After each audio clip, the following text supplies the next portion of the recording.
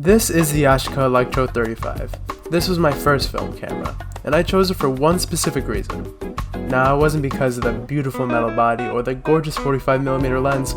I chose the Yashica because it was in the first half of The Amazing Spider-Man. What? I like movie props. Look, I even got the same strap they used in the movie. Even though I bought it for that reason, I still learned quite a bit about film photography. I even learned how to develop my own film. Unfortunately though, the chemicals that make the automatic shutter do its thing has gone bad, so this camera is now in retirement. So, say hello to the Nikon EM, my new film camera. Well, new, quote unquote. You see, this camera was a gift from a friend when I helped him and his family move all the way back in October of 2019? It was definitely before coronavirus, so I had the camera for quite a bit, but I didn't really do anything with it. Until now. Overall, the camera was kept in pretty good condition, but the only issue I had with it was the light seals on the inside. They were falling apart and getting on the mirror and falling into my film, and long overdue for a replacement. Luckily for me though, the Nikon EM is still a popular camera and I was able to find a fresh set of light seals for a pretty fair price. In the package I got 2 sets of light seals, instructions, a brush, and a small container of what I originally thought was rubbing alcohol, but it turns out it was Purell hand sanitizer. Yeah, I thought it was pretty random too, but the use for it was actually pretty smart. More on that in a bit. Before I could put the new light seals on, I needed to take the old ones off.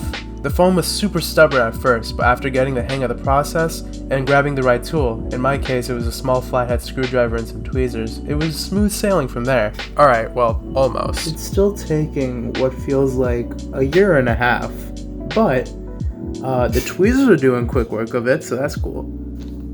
Before I knew it, the back of the camera was clean and all of the crusty, dusty foam seals were removed. Time to install the light seals. The light seals on their own were super sticky, which meant that I needed to be super precise, and precision isn't exactly my middle name. Luckily, the guys at HugoStudio.com had a solution for this. You remember the Purell hand sanitizer from earlier? Turns out you're supposed to brush a little bit of it on the adhesive end of the foam. The hand sanitizer allows the pieces to move much more freely, making the installation much more forgiving. Don't worry about the stickiness though. When the hand sanitizer dries, the light seals should stick to the camera as if there was no hand sanitizer there to begin with. Even though the hand sanitizer method was a bit strange at first, it works and I'm all for it. With that being said, I brushed and stuck all the light seals around the back of the camera, waited about 10 minutes or so, then closed the camera to allow the light seals to press down and fully cure. It was now onto the light seals at the front. The window that I needed to get to conveniently unscrews from the main body, and the original foam kinda just fell right out. This made things a lot easier to work with, so I didn't need to worry about scratching up the delicate mirror or the glass that the foam surrounded. When comparing the original foam strips with the ones that was included, it was pretty clear something was off. As you can see, the original foam in the camera was one piece, and the foam that was given to me was in 2. I even had to use a piece of foam from the other light seal set to cover the other side of the window. It wasn't exactly ideal, but I made it work.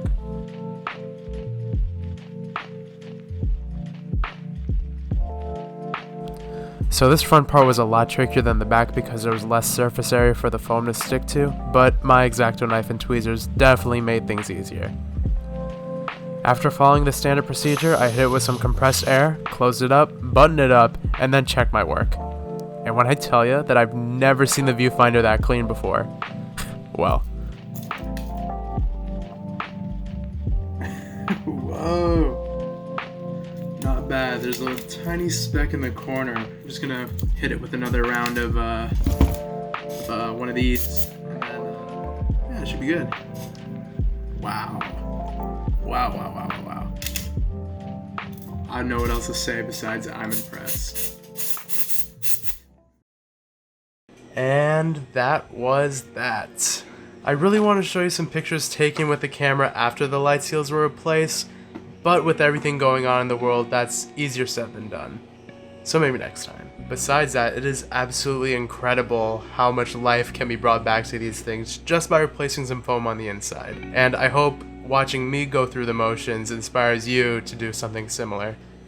I do have another camera on cue to make new, but with me moving and school starting soon, I have no idea when you'll be seeing that one.